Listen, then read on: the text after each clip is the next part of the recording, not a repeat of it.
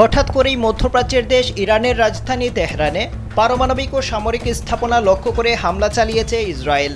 ভয়াবহ এই হামলায় ইরানের সশস্ত্র বাহিনীর প্রধান মেজর জেনারেল মোহাম্মদ বাঘেরি, রেভলিউশনারি গার্ডের কমান্ডার হুসাইন সালামি সহ বেশ কয়েকজন শীর্ষ সামরিক কর্মকর্তা এবং অন্তত ৬ জন পরমাণু বিজ্ঞানী নিহত হয়েছেন।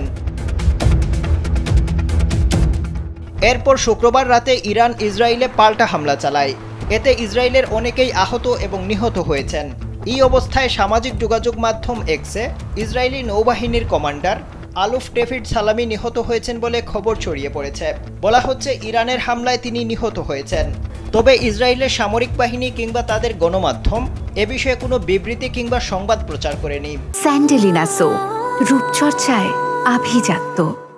এদিকে সর্বশেষ খবর অনুযায়ী মধ্য ইসরায়েলে সরাসরি আঘাত হেনেছে ইরানি ক্ষেপণাস্ত্র।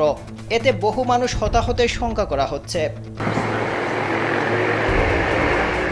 ইসরায়েলের জরুরি পরিষেবার মুখপাত্র চ্যানেল 12কে জানিয়েছেন, শনিবার সকালে মধ্য ইসরায়েলের আবাসিক ভবনগুলোতে ইরানের সরাসরি ক্ষেপণাস্ত্রের আঘাতে 2 জন নিহত এবং অন্তত 19 জন আহত হয়েছেন।